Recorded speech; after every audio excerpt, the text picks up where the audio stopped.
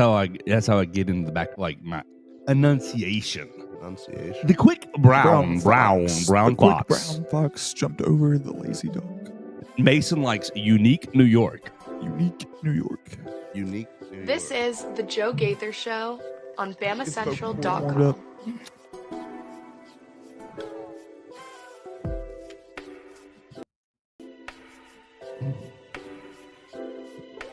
Good morning, Tuscaloosa, Internet World, West Alabama. How we doing today on this Monday? It is the Joe Gaither Show on BamaCentral, BamaCentral.com. We're hanging out live in the Derek Daniel State Farm Studios. Going to have a lot of fun. You're watching us on the BamaCentral YouTube channel, watching us on the BamaCentral Facebook page, listening to us on Apple Podcasts, Spotify, Amazon, your favorite podcast platforms. We appreciate everybody who has subscribed, rated, and reviewed the show, hanging out with us on your platforms. And we're going to have a lot of fun today in the Derek Daniel State Farm Studios. We are live just off McFarland Boulevard. You can find us past the Tiger Rock on the left. You call Derek Daniel and his team at 205-758-3391 for all of your insurance needs. So make sure you call Derek and his team. Red Reese and Victoria are upstairs today. They would be happy to take care of you. We're going to have a lot of fun today. If you're watching us on the YouTube channel or the BamaCentral Facebook page, you can see I am joined, as always, on Monday by Theo Fernandez, but we're also joined by Hunter Brantley, frequenter of the voicemail machine. You can be on the voicemail machine at 205-462-70. Oh, no. Did you hear that too? I did hear Okay, something. all right, just checking. All right, yeah. You're not tripping. I heard all something right, too. just checking. All right, yeah, it sounded like a microphone went on and then off. All right, great. No, you can be on the voicemail machine, just like Hunter sometimes does, at 205-462-7340, extension 800. All right, everything sounds good. We're rocking and rolling on this morning. Hunter Brantley, also big part of WVUA Sports, was with me at Tide 100.9. Follow Hunter Brantley at Hunter Brantley 8 on the Twitter machine. Follow Theo Fernandez at Theo Fernandez _. Theo, real quick, good morning. How was your weekend? My weekend was incredible. I actually spent any afternoon of it with Joe. We were watching some WWE, WrestleMania. First time ever watching the sport. Was honestly kind of entertained. That, Roman Reigns, Seth Rollins, CM Punk, that fight at the end of the day on Saturday, that was entertainment. And then I tuned in to watch John Cena, Cody Rhodes on Sunday, and that was not entertainment. Womp, womp, womp, womp, Big L womp. on that match. Dropped the ball big time on that. Yeah, I'm gonna get really into the WrestleMania tomorrow when Mason Rhee returns. We're gonna have the Alpha Alexander Lincoln join us from New Era Wrestling. We're gonna talk basically all about the two nights and kind of really, really interesting juxtaposition of the WrestleMania weekend. The entire card of night one was above average and good, but the finale was incredible, was amazing, was just pure cinema. And then you open night two, and you have pure cinema open up the night two all the way to the finale, and then the finale drops the ball. So very interesting juxtaposition of the two nights that we will get into tomorrow. And maybe we'll see how the show kind of goes the rest of the day. We might circle back into WrestleMania or not. But we're also joined by Hunter Brantley, as we just mentioned. And Hunter, God, I owe you an apology. It was probably 3 weeks ago the last time you were on. 2 weeks, yeah, 2 or 3 weeks ago. And I didn't set the board up correctly. So you had all those great takes after Alabama got eliminated from the NCAA tournament, and it sounded like we were talking in a cave. And so it's very difficult for a lot of people to hear. I do know several people did power through and listen to it. I appreciate those who did. But Hunter, now that the people can hear you clearly, the microphones are connected. Good morning. How was your weekend, and where do you want to lead us today? My weekend was pretty good when I wasn't yelling at the TV about Alabama baseball or something of those sorts. But that's kind of what I want to get in today along those lines. Last week, the Braves, they're playing the Blue Jays, and their field reporter, he's up there in center field, and he's chatting it up with some ladies, and he's talking, and they're just shooting the breeze for the most part. He's asking them, are y'all Braves fans or y'all Blue Jays fans? And I'm like, well, we're Blue Jays fans right now. We don't really know that much about Atlanta, yada, yada, yada. And the play-by-play guy, he's in his ear talking through his IFB. He's like, all right, Wiley, you got about 4 innings to get their numbers. time to go to work. And then he tells the girls, like, hey, they want me to get your number. And they're like, oh, they want you to get my number. Are you sure you don't want to get my number just on your own intuition? And they're like, no, they want me to get your number. But it's like, man, I should have thought about this like a long time ago, because this is a good tactic to, I guess, pick up women. Just carry around a FanDuel mic and just ask girls for their number and act like you're on camera and everything. But anyway, that's besides the point. So he's talking to them and he gets their number. And then this guy just gets total backlash across the internet. I see it in the next couple of days.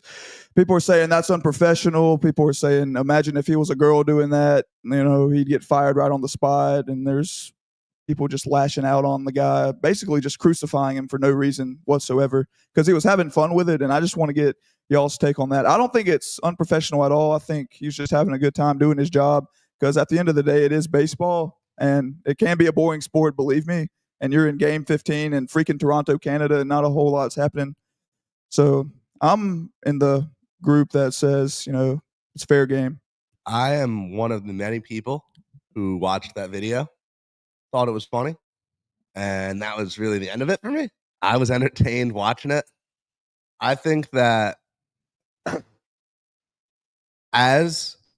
I think a lot of the traditional rules around media are probably changing in the moment right now. We're in kind of a transformative period almost. Like, for example, look at the girl from Florida. Yeah. Right? You all have seen her? I've seen that, yeah. She's cheering when they won the national championship. Cheering when they won the championship. There were people who were like calling her out for like taking selfies with players and stuff. Yeah. Felt like a similar situation almost.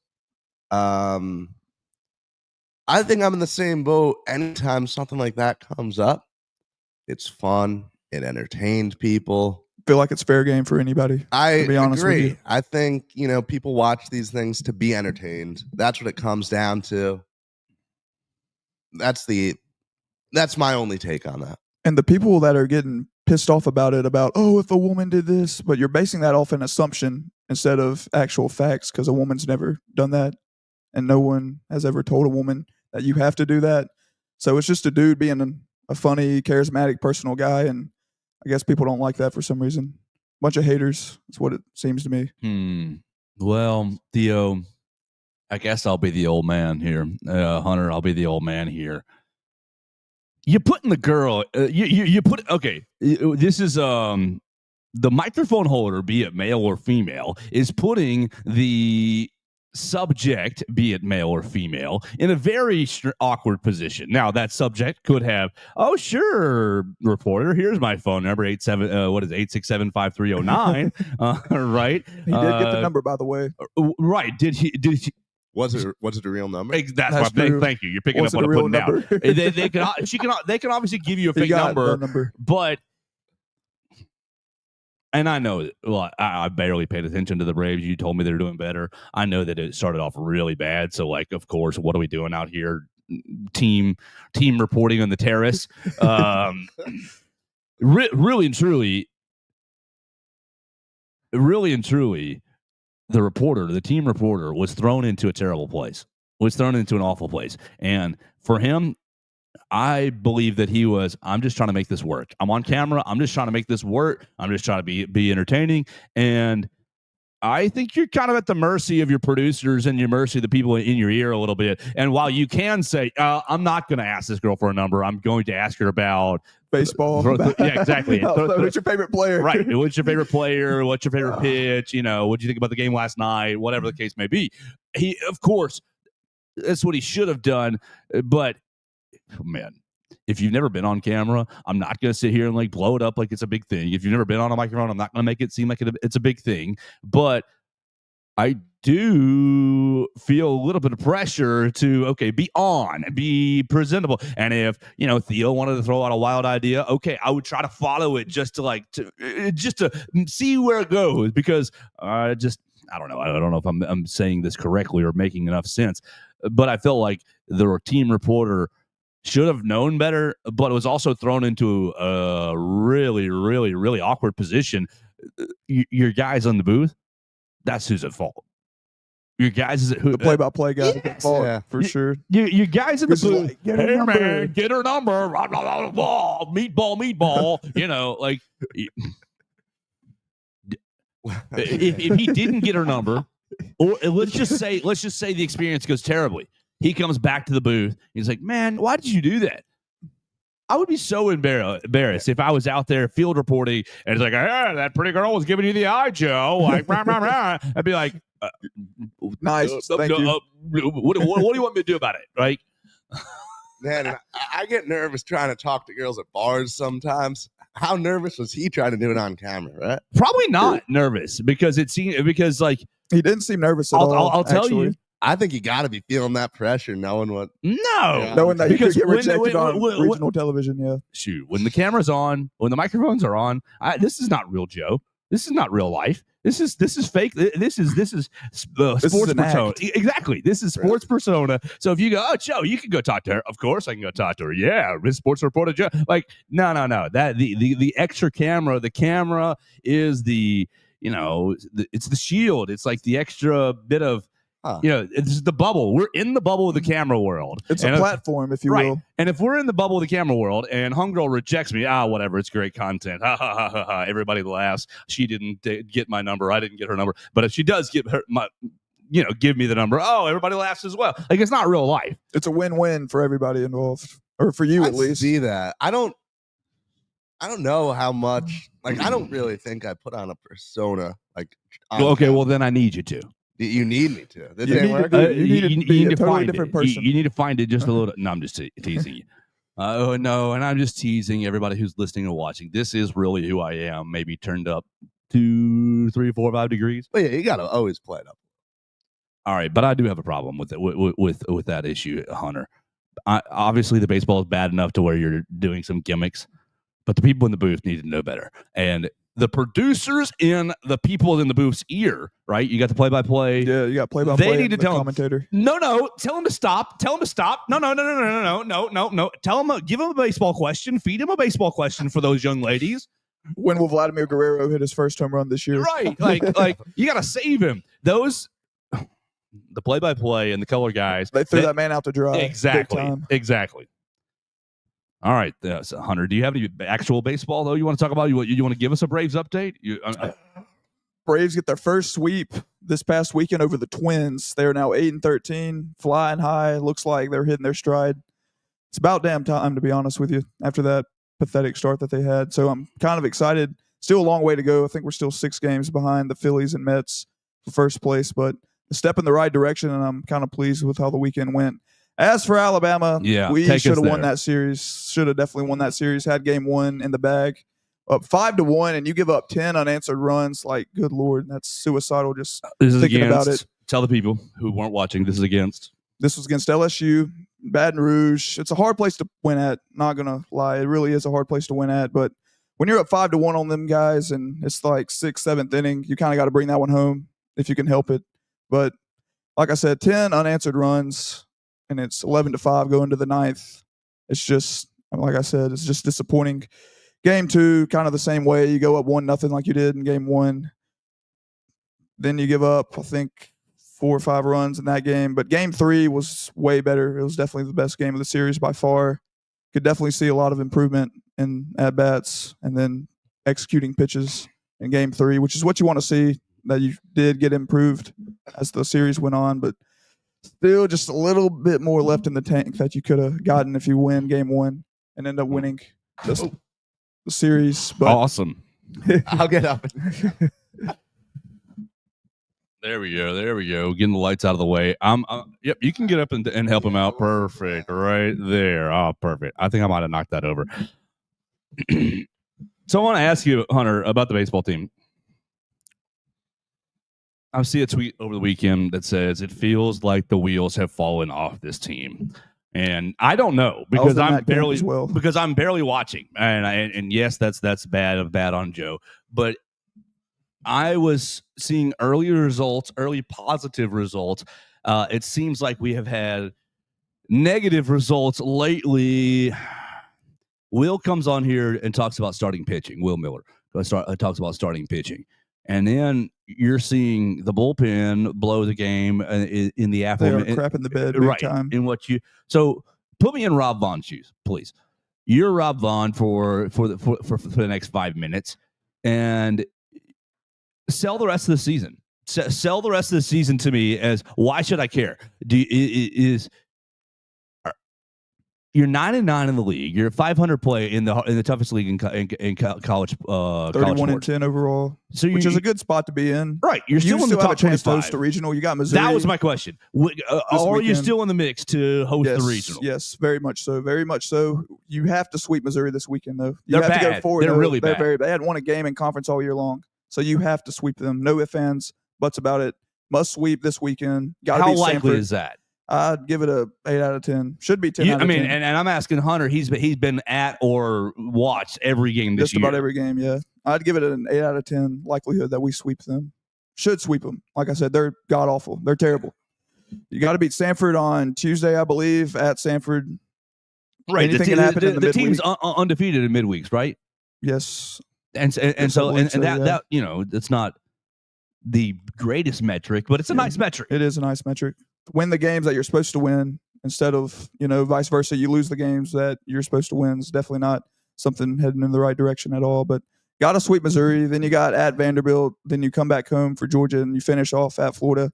It's a very advantageous schedule along the way. Vanderbilt's not as good as they have been. Georgia's pretty good. Florida's up and down, hot and cold.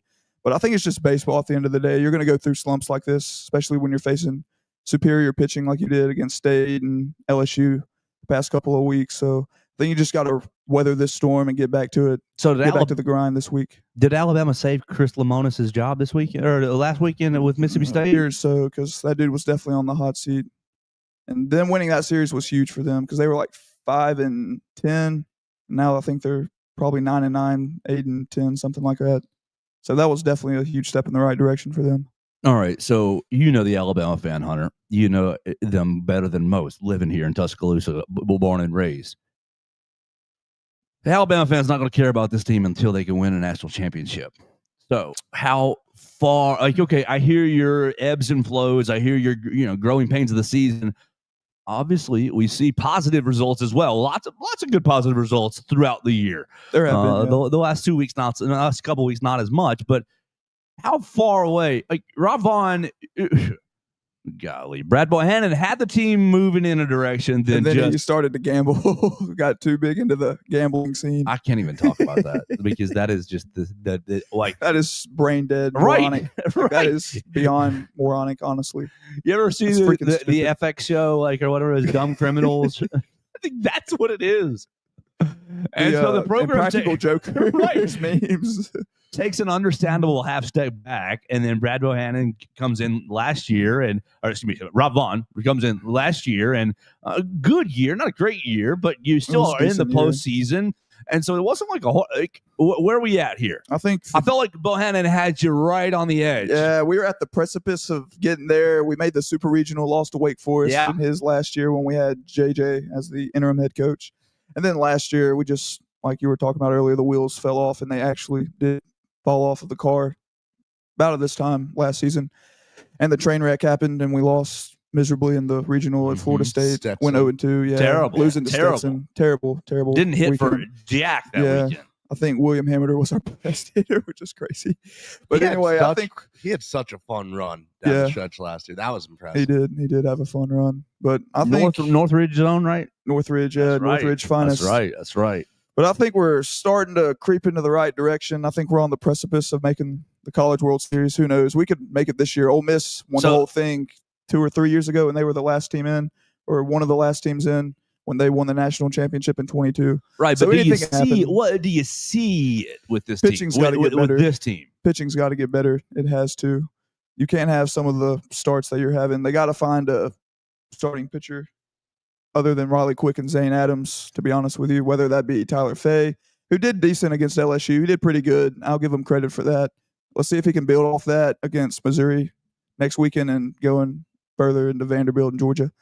And then you guys obviously got to have somebody other than Justin LeBron hit the baseball, which has been happening. Richie Bonamolo has been playing pretty good. Jason Torres is still in a massive slump. Say it again. Richie Bonamolo. Bonamolo. I like to call him Bomamolo. Bomamolo. It's a home run he did on Friday night against LSU. I like that. But we've had guys step up. Captain Clutch, Cade Snell's still swinging a pretty hot bat right now. And I don't know. There's still a lot of season to play. So do I need to Obviously, get to guys the are gonna Joe slump, but during some of these nice weather days? It's a what? great time. Yeah, You it got is a fun time. Like the team's worth watching for 2.5 hours. Yeah, I know. I'd say so. I went to Tennessee, and even though we got our doors blown off and ran out of the Joe, I just like the comfort fun. of my living room so much. Yeah, I get that because there's definitely a chance of getting sunburn out there. Let me tell you right now, if you don't come prepared, that sun will eat you alive. Well, so Theo, take us to Hoover. Hoover is in the next 3 weeks away, 4 weeks away, roughly. SEC tournament. Does the team? Do I need to? Would you say the team's going to make enough noise in Hoover for me to get some tickets? That's a great event now. I think that because I've been thinking this too. Because I would love. I've never been. It's a great event. Really, You need to one go. of my You- first times you have to watching go. college baseball. You need to ask Chris to credential you. Look, growing up in New York, nobody cares about college baseball. Like this is not on anyone's radar. I feel like they don't whatsoever. care about a lot of college athletics. Yeah, we barely care about college football. We love college Syracuse basketball, football. yeah. Woo! But we do not care about college baseball. So I'm still getting into it. I watched it last year. Now this year, with how good the team is, I've been very into it. But I think that the way I've seen us play and hang with the SEC teams, even if you were going to go purely as a fan, I think there'd be enough in there for you. I think there's a very good chance we're playing enough games to justify it. You'd agree with that, right, Hunter? I would agree with that. The only bad thing this year is it's single elimination. So it's one and done. It's not double elimination this year. Only they changed They that changed They the did. format. because it Single was elimination. single elimination the first day, Yeah. and then if you got through that, then you got into double elimination play. Yeah, with the addition of Oklahoma and Texas, 16 teams, single elimination. I think they should do away with that and make it 14 teams, double elimination. You got to qualify to come to Hoover. Yeah. you Mizzou got has to. no business. If you're- going there. Yeah, Missouri should not go there at all. Probably same thing with, I think, Kentucky. But they would just beat Tennessee, so we'll give them the benefit of the doubt.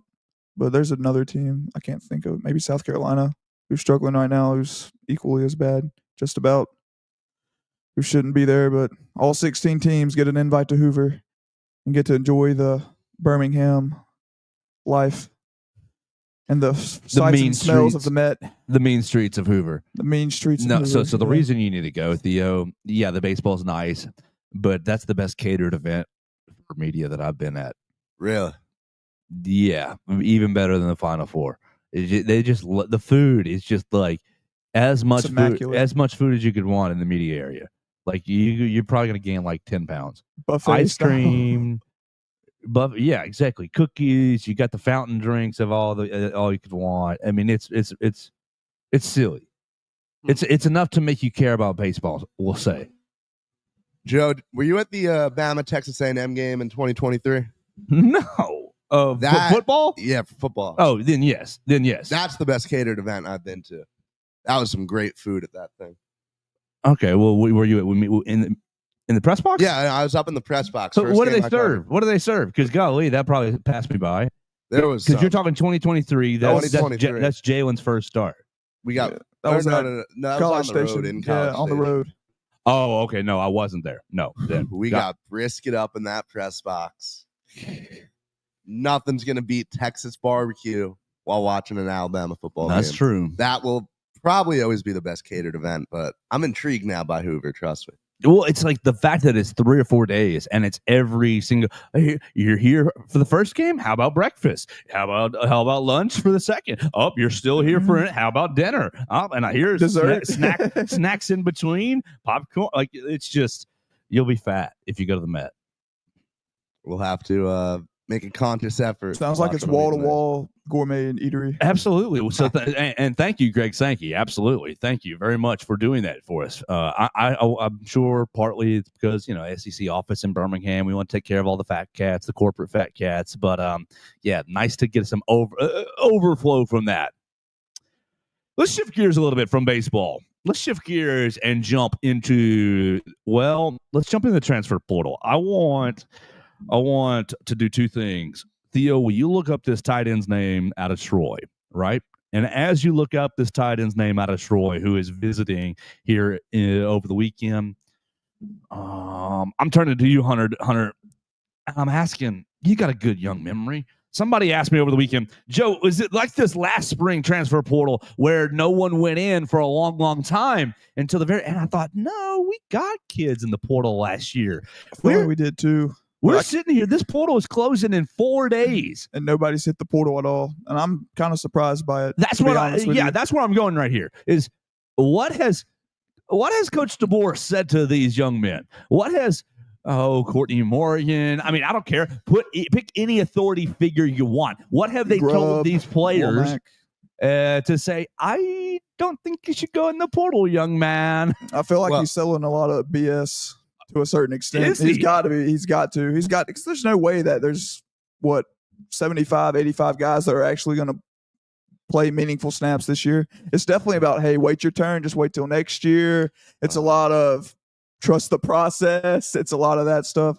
I would assume. I mean, unless somebody just hadn't been tampered with, that is really good, which that's the could have happened. Part. Like, how has no one hit the portal at all? It's just, it doesn't really make any sense. But I'm glad. I'm not complaining, but it's just like, hey, I mean, y'all are doing a hell of a job, whoever it is, keeping these guys in house. So props to you. But I'm definitely surprised that no one's decided to jump ship and test the water somewhere else to see what the grass is like on the other side. I was at the presser on Tuesday, so this day or Monday actually. So this is a week ago. Yeah, you were standing behind me. Yeah, I was. This was 2 days before the portal opens, and you hear DeBoer talk all this stuff about how, because he was asked directly, like, does he think any of the QBs will enter? He said he doesn't think so, but he recognizes it's always a possibility, basically along the lines of that.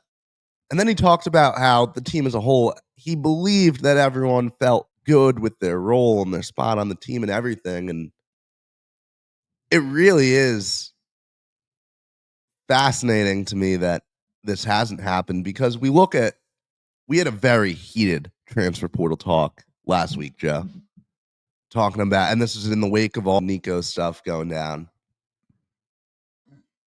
There have been a lot of bad transfer portal stories, examples of players kind of getting screwed over in the past couple years.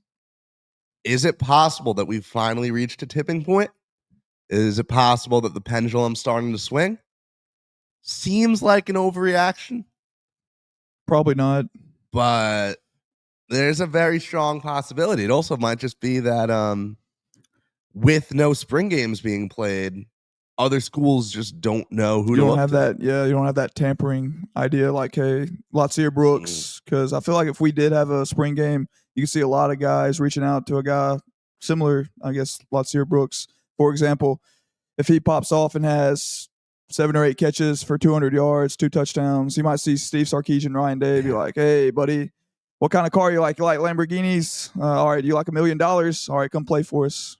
Remember, we're only 2 months removed. We're only 3 months removed, rather, from Ole Miss going, oh, here, Jalen Mbakwe, here's $1 million. Like, yeah. That was all so recent, you know? That's still fresh on the memory. What, did I text you this on I was in my bag. Was it Saturday? I might have been texting Mason this. I don't remember who I was texting. But Hunter, what are the chances? What are the chances that Caden Proctor and that Gino Vandermark, let's think who else. Dewberry? Not Nakai Hill-Green. No, I got to think about somebody who's established. An established transfer, or someone who's transferred and then come back in, like Caden Proctor. Who have you got? Okay, Damani Jackson. Okay, Damani can play this game. Who else can play this game? LT Overton. Nope. Jeremy can too. You think guys who transferred last year, right? Or who've been on the team, who have some rapport. So I'm asking Hunter. Austin did Mack. Gino Vandermark? Did Austin doesn't know enough yet? Did Gino Vandermark? Did Caden Proctor? Did Jeremy Bernard? Did these jokers like Damani Jackson and LT Overton sit everybody down and says, "Let me tell you how life goes in the Big Ten. Let me tell you about a little story about Iowa. You guys think you want to go to the transfer portal, but Gino Vandenberg says, let me tell you about Michigan State. It sounds all good, but the food there, the cafeteria is not quite. And Damani says, guys, I know Southern Cal. It looks so good in the pictures, the beaches, the women. It looks so perfect, but they don't care about football. But I promise, dog, it's not worth it. And he talks about the weight room is falling apart. And he's talking about, oh, nobody shows up to the games. These guys who have been in the portal, Jeremy Bernard, Jeremy was at Michigan State and at Washington before he's come here. He says, let me tell you about how life is at other big-time college football programs.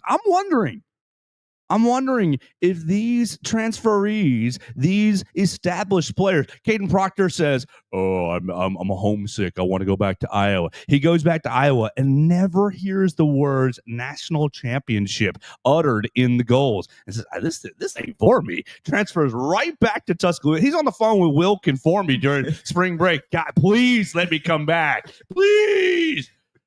So they got Caden Proctor, this is just a hypothetical, but they must have had Caden Proctor in front of the team and said, Caden, why don't you spend 30 minutes talking about Iowa right before the transfer portal opens? Is there any truth? Can you go along with this? I feel like there's some validity to that. I could see it being like, hey, guys, if you transferred here 2 or 3 years ago, why don't you tell everybody what it's like at these other schools, A&M, Michigan State, Washington, and you're like, well, it sucks. I would rather stay here. I would rather have you guys stay here and just grind it out, see what happens. I promise it ain't worth it. I promise it's not even worth looking at any other schools. As the old saying goes, the grass is not greener on the other side. I'm telling you that right now. I'm just asking. I'd like to imagine DeBoer like walking his, like the scared straight videos, like walking his players in and, you don't know what it's like in the Big Ten. You're right. Caden says, you can see corn for miles. There's no championship. Caitlin Clark's not there anymore. Right.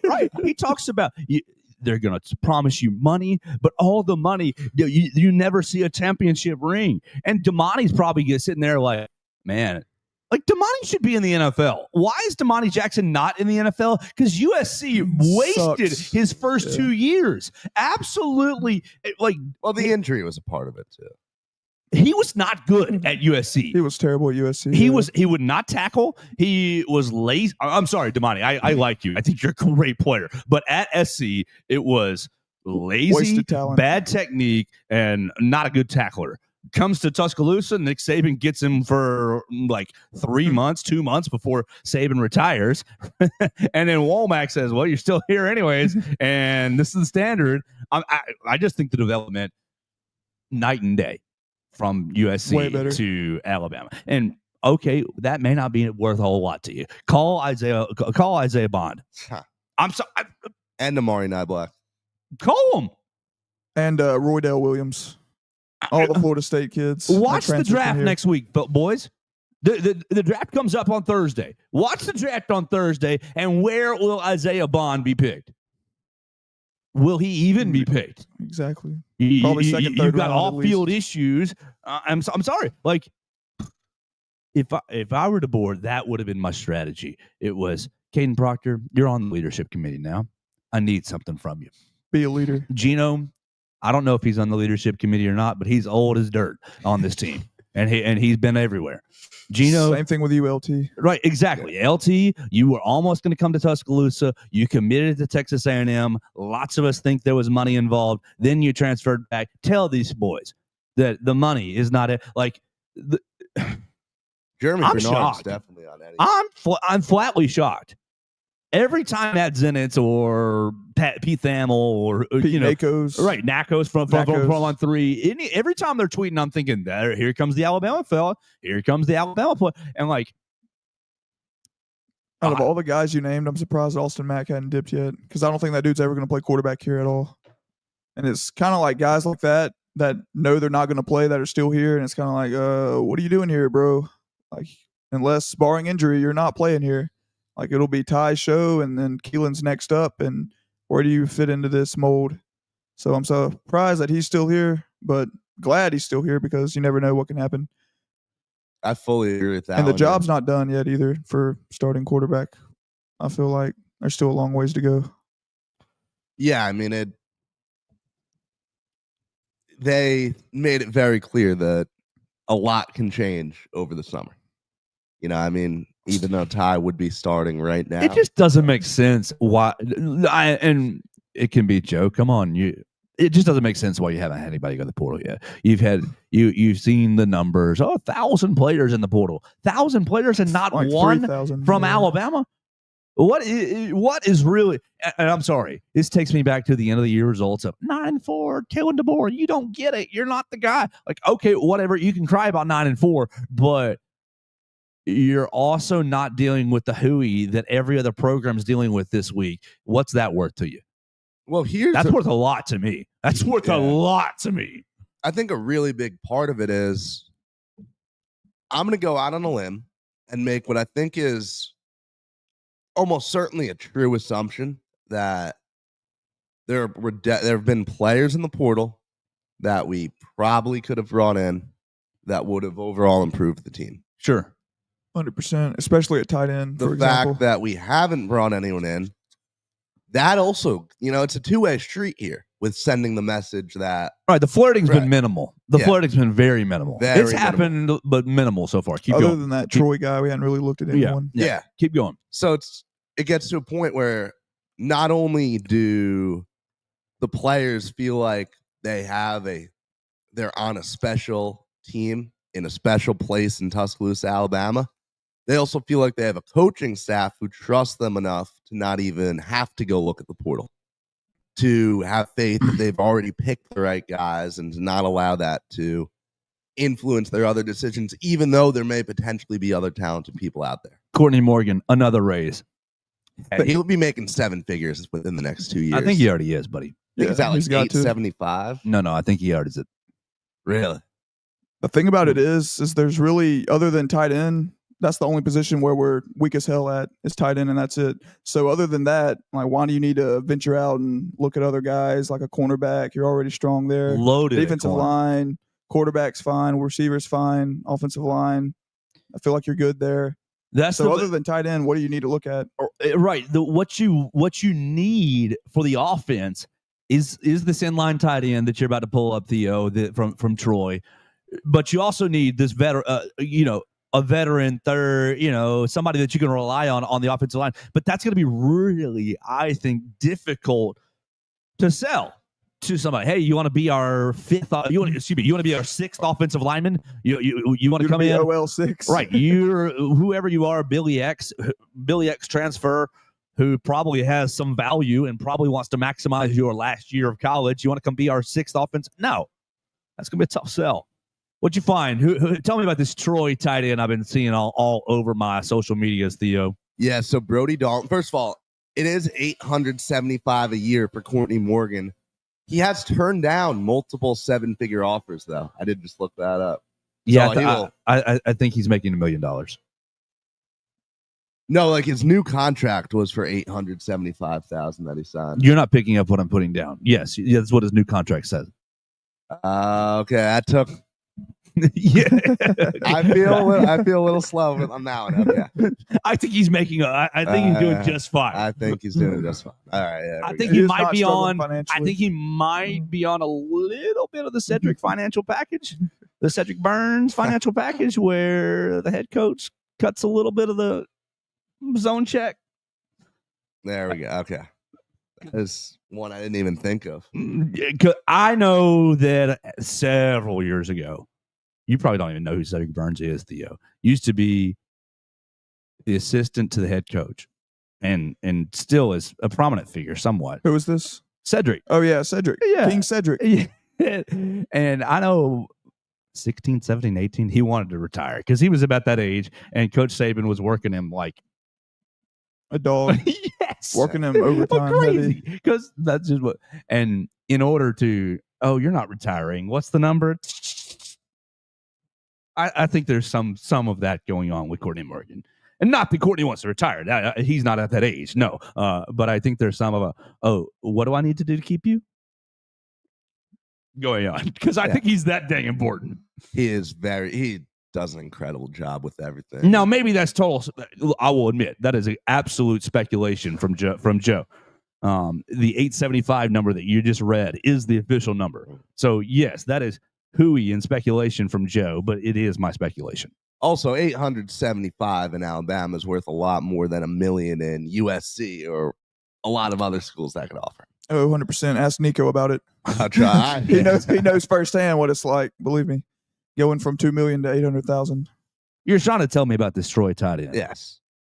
So What's this young man's name? Brody Dalton. Brody Dalton. That's right. That just sounds like a blocking tight end. Yeah. Brody. Brody. Robbie Hoots replacement. Yes. Robbie Hoots to Brody Dalton is a 1-to-1 comparison. Hey, Brody, how many catches you catch this year? 2. How many games did you play in? All 15. How many snaps did you? 15 yards. How many snaps did you log? 98% of the snaps. You guys are laughing, but the first 2 sentences Give it to me.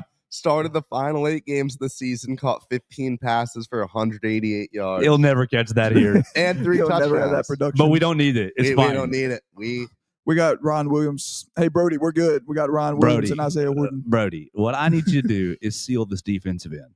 That's what I need you to do. I need you to split out wide, and I need you to arc block a linebacker. 6'5", 250. Get your ass on the line. Hey, all right, brother. on clap. Ready? Down blocking on 3. Down block on 3. Welcome back, Robbie Utes. Pin and pull. How's your H back skills? I need you to kick out and lead the way on the halfback toss on 4th and 1. That's exactly right. Well, trust me, you cannot understate the value of guys like that Oh, in yeah. any way, shape, or form. Oh yeah, I need somebody that's going to crunch that edge, just collapse it. Yeah. Somebody's got to protect Ty's blind side other than the right tackle or left tackle. Left tackle, yeah, it would be left tackle. You look at the tight ends on Other this than roster. Proctor. Other than Jay Lindsey, you don't have an inline blocker, do you? Marshall Pritchett is kind of a hybrid. Caleb Edwards is definitely not. And Josh he's not Cuevas enrolled. Cuevas is a receiver. Yeah. I mean, Cuevas can do it a little. Cuevas is closer to CJ Dupree than Rob he is. Hughes.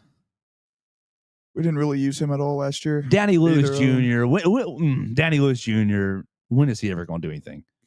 Probably never. I'm surprised he hadn't hit the portal. I am too. I mean, we have like 4 or 5 tight ends. Nobody wants to be like, man, I kind of hate playing on the bench or just sitting on the bench. I kind of want to actually use my God-given ability to go play the game. Well, if you do, then learn to block. There is a vacancy on the Crimson Tide team. You want to get on the you want to get on the field. Learn to block.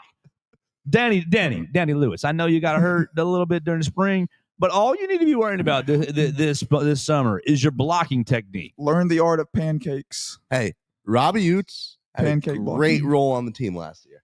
Not a single fan, I don't think, had anything negative to say about him. Oh, he He was scored great. a touchdown. I mean, that's not a bad gig to have on Alabama football. Utes. And he might end up playing in the NFL. It's looking pretty likely right now. Probably not, honestly. He'll get picked up. He'll get picked but he up won't as a play. UDFA. Yeah. I think he's got a shot. I do. He won't get any playing time at all. I do. I think he'll get some playing time. Special teams? Fullback. Special teams, Fullback? H-back, tight end. Yeah, Really? versatile. Probably not. It was What team? Whatever. What team. did he fit? The What team Bears, does he the fit? Bears, the Bears employ a man named Kari Blasingame. There is, I mean, literally, every team needs an H-back. Every team needs an H-back who can play tight end, who can play fullback, who can play on special teams, Fair point. who can be the personal protector for the punter, who can. Who can fill up the water bottle Yes. for Patrick Mahomes or Josh Allen? Robbie will be great at that, at doing the dirty work. And because he embraces it. You listen to him talk. Wouldn't shoot for $500K, whatever the Hell NFL, yeah, I would. NFL minimum is. I would. I'd fill up Patrick Mahomes' water bottle for Yep, 500,000. UDFA me. 500,000. UDFA me and run me over, please. It's fine. No, he's talked about in interviews just how much he loves like the fullback position. I think it was Mike Tolbert that he said was his favorite all-time player, and he like tries to play the game like him. So He needs to be like what's that dude's name that played for the Browns? I was really good. Played at Arkansas. Peyton Hillis. Peyton Hillis. That's what it needs to be like. Peyton Hillis. So Robbie Utes Madden covers what I'm hearing here. We're gonna get that one day. Yeah, we Yeah, will one There we day go. when he gets drafted by the Colts or the Ravens. He can be Looking for Derrick Henry. I'll take him on my Giants. Take anyone with a pulse on my Giants right now. Jalen Milroe to the Giants. Ooh, yeah. How In you the feel about second- that? If it here's You're a Giants guy. We haven't had one Yeah. on. We've done a lot of Jalen Milroe draft talk. if it happens in the second round, I'd be happy with it. Oh my gosh. I don't see it working. If I'm going to be Kill real, me. but if it fails, I mean, what else is new, right? That's the point where I'm at as a Giants fan. Give me Abdul Carter at pick 3, and if Jalen Milroe is sitting there at pick number 35, why not pull the trigger on a high upside QB? His best case scenario for success is with the Lions by far, and it's not even Oh yeah, close. no, he's Not even close. He's not going to work in New York. I mean, I've seen this story time and time again. We don't have anything to give him a chance. So why would you pull the trigger on it then? Because what if?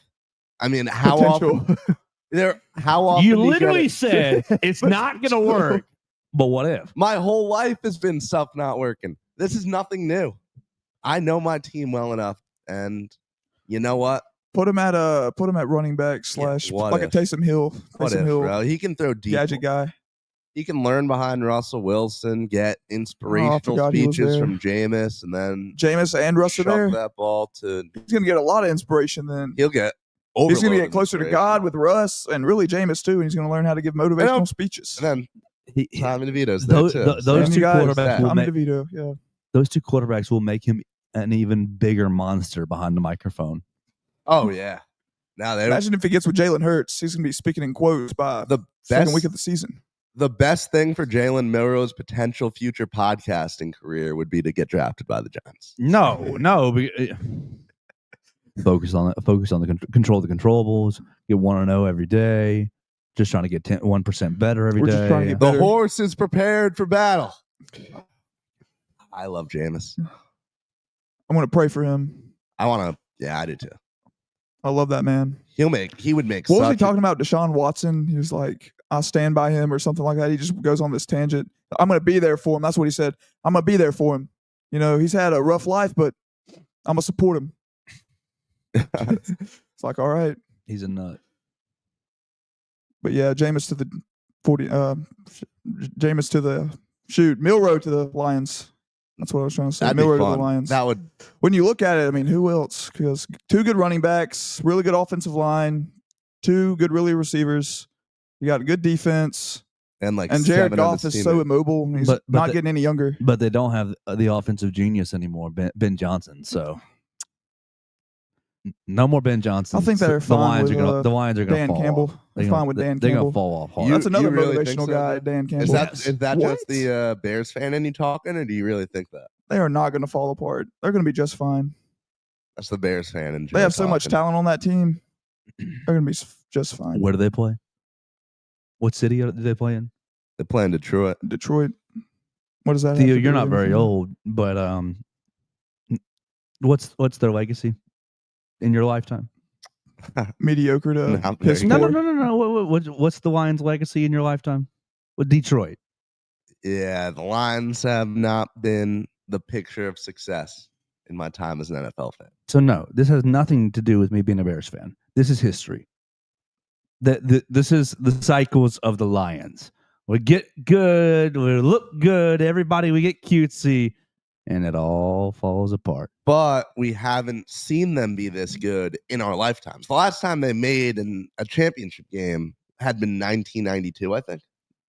Like, we haven't seen them this good, which is why They were close. They were decent with Calvin Johnson and Matt Stafford. Stafford. They were okay. Stafford was solid with them, but nothing to write home about. They won, got to the one playoffs. game? They won one playoff game. Right, which is like a dang Super Bowl for a Lions fan.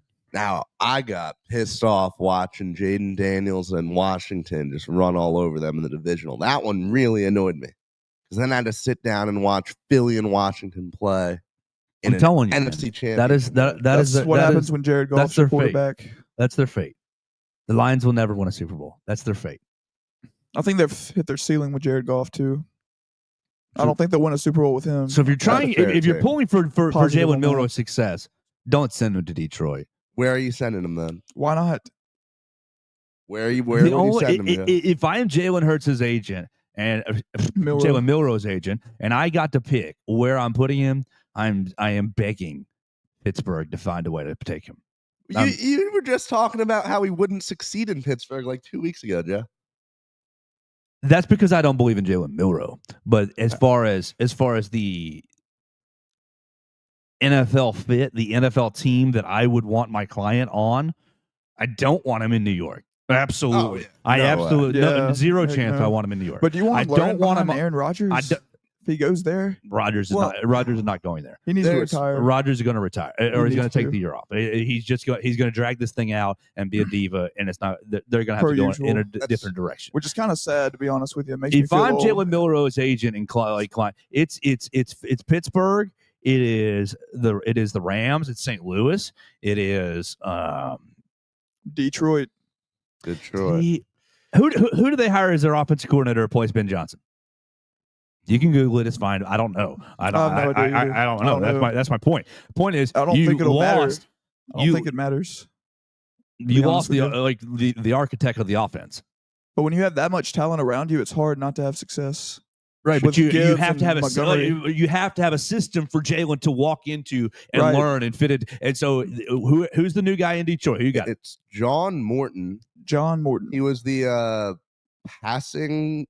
pass game coordinator for the Broncos last year.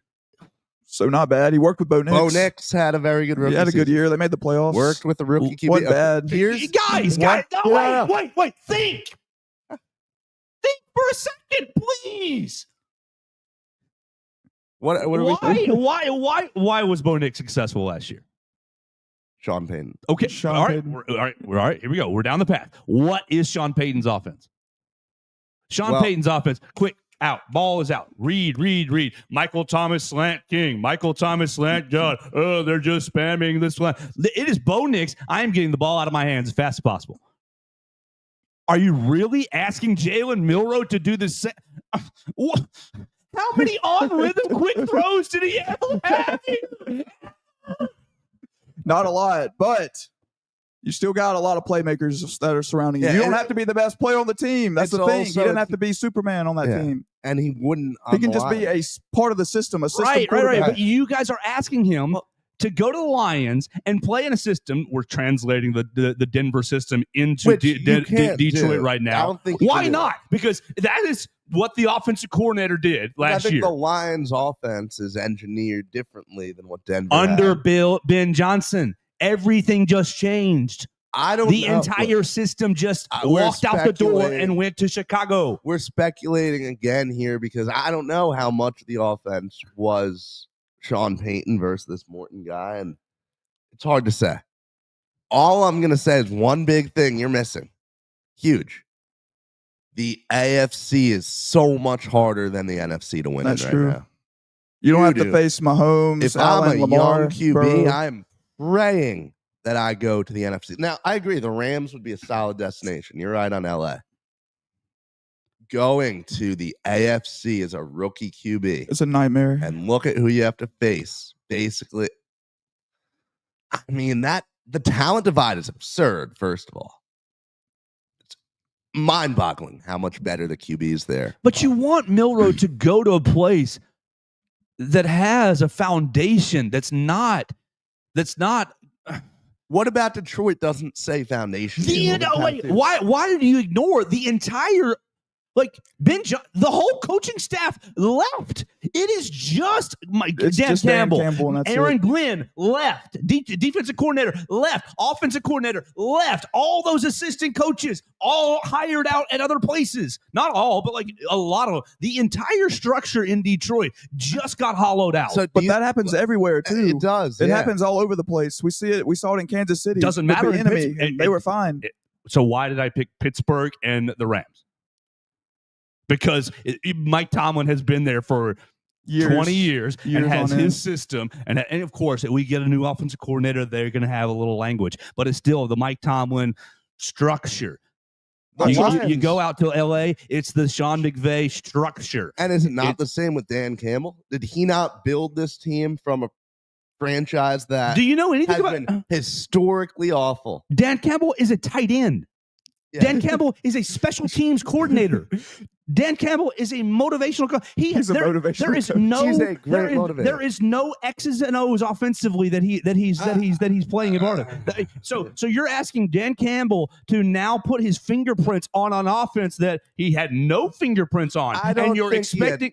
I don't think he had no fingerprints on that. I think you put too much stock in the coordinator, not the Jimmys and the Joes, like the extreme talent that he's going to be playing with. Yeah, that too. Look at how many incredible players are on that line. And again, are they going to win a Super Bowl with Goff? I don't think so. I don't think they'll ever win a Super Bowl with Jared Goff at quarterback. 30 years That's old, fine. I agree with you. immobile, I agree can't with you. move.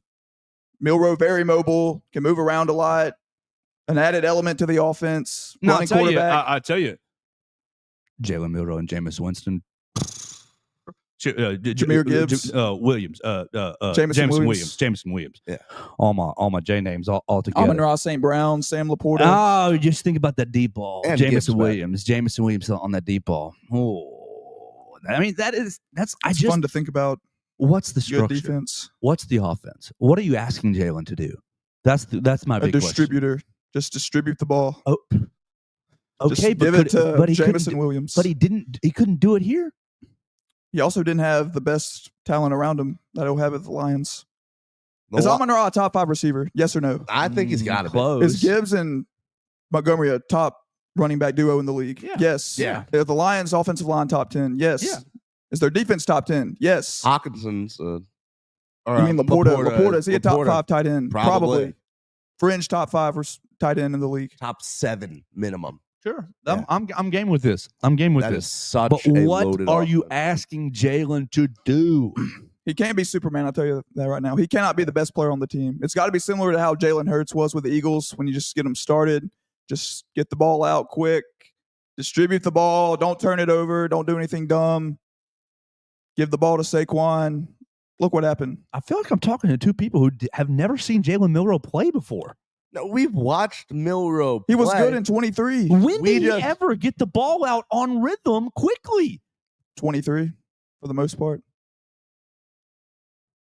For the most part. Sometimes. I agree. Okay. Sometimes. Okay. I'm Not gonna, all the time, I'm but not, sometimes. I'm not going to go hard on every point. Look. Continue.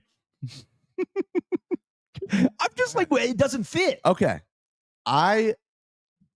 Same argument I had last time. Agree that odds are Jalen Milroe probably will not turn in to a high-level starting NFL QB. If I had to bet money on one of the two, I'd bet against it. In the NFL, you play the percentages game, and you also play the upside game.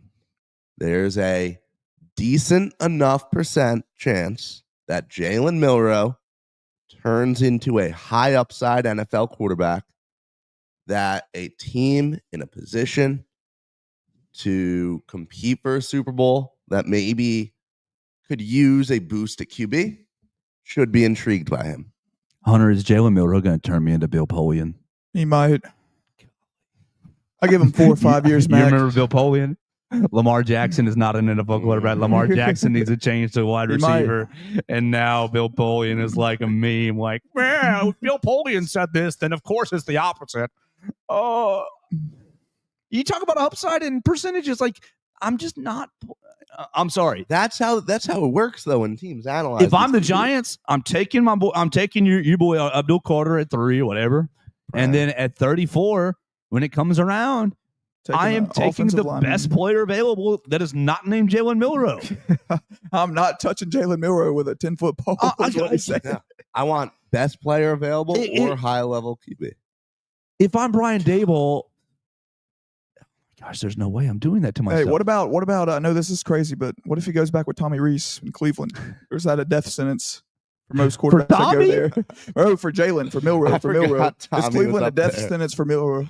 Cleveland's a death sentence for any For, quarterback. that's what I'm saying. They've never had a good quarterback that they drafted. Baker. Yeah, I mean, and they Baker ran was him out all of right. town. For a little bit Odell's dad ran Baker out of town. there. Odell and Landry, Uh-huh. both of them did. But that's what I'm saying. There's never been a quarterback drafted by Cleveland that's done anything or won anything in that city. Not off the top of my head, at least in my lifetime. No, yeah, I think you're correct on that. There's never been a quarterback do anything in Cleveland Who was worth a damn. You got to go back to the 90s. Tim for that, Couch. Yeah. Get out of here with that, Tim. All right, we're coming up on an hour, and I don't know if we're going to get to an agreement point with Joe and Milrow, which is fine, which is A-okay. Agree to disagree. Yeah, it's all good. We'll see what happens. We'll find out what happens. I want to, if I end up being Bill Poley and Jalen, don't do it. Please do it to me. Please. That means you've been a successful quarterback. Please do that to me. That'd be great. Let's finish with the game we played last week multiple times with Katie Window and Will Miller. Who do I want to start with? Let's start with Hunter. We'll start with Hunter, then Theo, you get to chime in. You all listened to the show multiple times last week, so you heard us play the game. Will Ty Simpson be Blake Barnett or Mac Jones?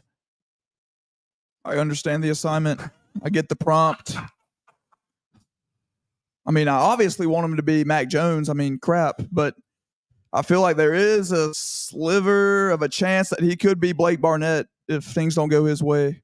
Because I heard y'all talking about, I didn't watch the 8A game. Obviously, I wasn't there. But I heard y'all kind of talking about it. Yeah, baseball. Right.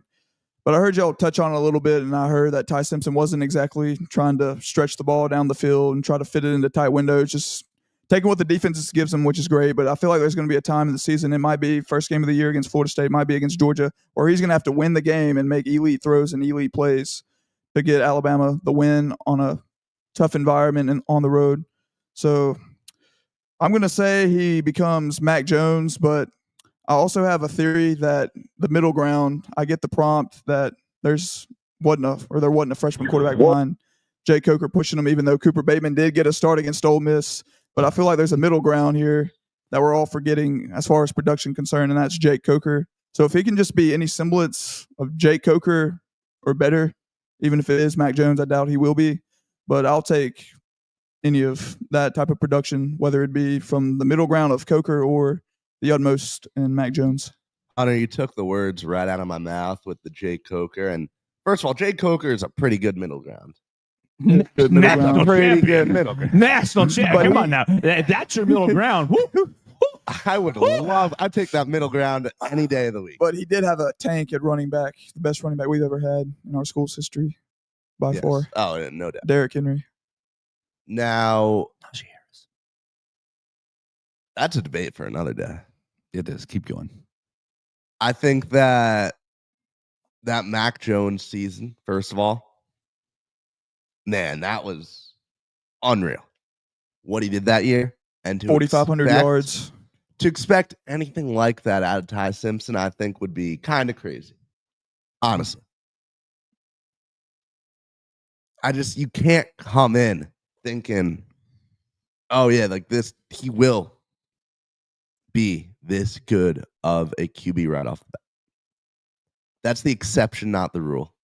And I think I would lean closer to the Barnett side of things. I would too. But obviously, you're hoping that he is Mac Jones. Now, as a fan, now, Theo, before you dig yourself into too much of a hole, the idea is that not necessarily the production that Mac had. The concept is Mac played well enough to hold Bryce off. Blake Barnett did not play well enough to hold Jalen off. Blake was off the team in 2 weeks. Dude was in the portal right before the portal even existed. Exactly. He was a groundbreaker, honestly, in that. So pioneer. That's extra context him for and, you. Kelly Bryant. Right? That's right. So keep going as you continue to dig your hole. Okay, I just think that. Dig, baby. Right now, dig, baby. Tell the people he's going to get benched. I am digging. Getting benched in Tallahassee. We're in relatively good spirits right now as Alabama football fans. I think a lot of the pain from the season has kind of subsided. I'm still depressed. That depression that Hunter feels, I'm still sad. would hit us like a tsunami if something goes wrong in Tallahassee.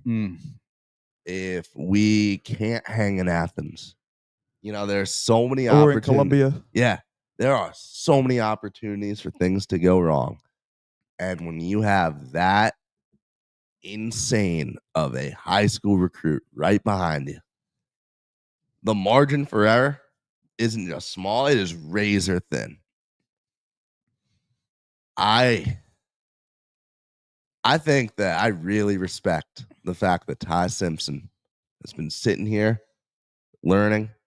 People have praised the development, the steps he's taken so much. At the end of the day, the talent of Keelan Russell, I think, will be too much to ignore. I do not see Ty Simpson holding the job for more than about 4 or 5 games. So you're chalking up either Florida State or Georgia as a loss? I think I am. So start the season 3-1 after the first 4 games. Not a bad take. Not a bad take at all. I think it's just hard not to have success when you have the weapons that Ty does at his disposal. Because as opposed to what Blake Barnett he didn't have Ryan Williams. He didn't have Isaiah Horton or Jam Miller. I think Bo Scarborough was our running back, and he wasn't even an established guy yet. It was Damian Harris still getting the lion's share of the carries. Our Darius Stewart wasn't really anything special. Calvin Ridley was a freshman, right? Yeah, right. Or sophomore that year. Calvin was a sophomore, still not to his peak, but still pretty good. But we've also had better receivers than him before and after his time. And then offensive line was decent, but just didn't have a lot to work with. And I think Ty does have a lot to work with this offense. And now you got Ryan Grubb back. It's hard not to screw this up, if you know what I'm saying, but definitely possible. I'm not saying it's impossible. I'm going to make a very rough and jagged comparison here that I think kind of works. Let's head down to Austin. Look at that Texas team last year. Right? Quinn Ewers. It's not, I told you it's a very, very, very jagged comparison. It doesn't. I don't think it's that jagged. I don't think it's that bad. You look at Quinn Ewers, a guy who's done. First of all, he's done a lot for that Texas program. You saw him almost take us down in 22. You saw him take us down in 23. And then, you see him leading a clear college football playoff team last year. The fact that there was so much pressure, so many people saying that Arch should have that job. Keelan Russell didn't redshirt for a year, true. His last name isn't Manning, also true. But if you don't think for 1 second that our fan base isn't going to be there clamoring every time, Ty makes a throw. Oh, it's a good throw, but Keelan Russell, arm strength, he'd make that so much more effortlessly. This isn't the first time we've done this. We did this with Tua and Jalen Hurts in 18, 17. Exactly. 17, I feel like deja vu. the first time that the Alabama offense punts, we're like, all right. It won't matter if it was 3 negative rushing plays by Jam Miller. It doesn't matter. If the first time they punt, it'll be, well, Keelan Russell would have audibled out and would have thrown a 99-yard touchdown pass. It's like, oh, people. Yeah, it's going to be tough. I think that's going to be a tough element to deal with this year. It's just how people breathing down his neck. Right. What you got? Oh. Exactly. Getting called out on Twitter there, Joe. Yeah, that's my friend. Joe, it's really hard to leave the comfort of my couch to watch a nationally ranked UA basketball team with perfect weather. Also, Joe, trolling the fan base with pictures of empty arena. Trolling the fan base. Hey, I am not trolling the fan base with pictures of empty arenas 30 minutes before tip of a Wednesday night basketball game. You've never done that ever in your life? Well, I've put it's not trolling. You're just stating the facts. Exactly. To be honest with you. Exactly. There's not. If you don't like it, show up earlier. There's not an element of poking fun. There's an element of I might care about this more than Alabama baseball, and so I do want you to show up. It's my gum gland poking out. Like, where are you folks? I want you to show. I can't cheer over in my section. I need y'all to show up. I need everybody to cheer for this. That's what it is. Oh, great comment. You can always comment at Joe Gaither 6 on the social media machines. You can call on the voicemail line at 205-462-7340, extension 800, and that's where we will leave you on the show today because I think we have a nice voicemail from our friend Dax. It's Dax. Happy Easter. May the Lord bless the Alabama football team on this upcoming football season. That's literally it. I hope y'all had a wonderful weekend. He is risen. We love Jesus. Roll Tide. He is risen indeed. Thank you very much, Dax. And thank you all for watching us on the program today. You can leave us a voicemail at 205-462-7340, extension 800. Subscribe, rate, review the show on your favorite podcast platform. You can troll me like my friend. Just send us a comment at Joe Gaither 6.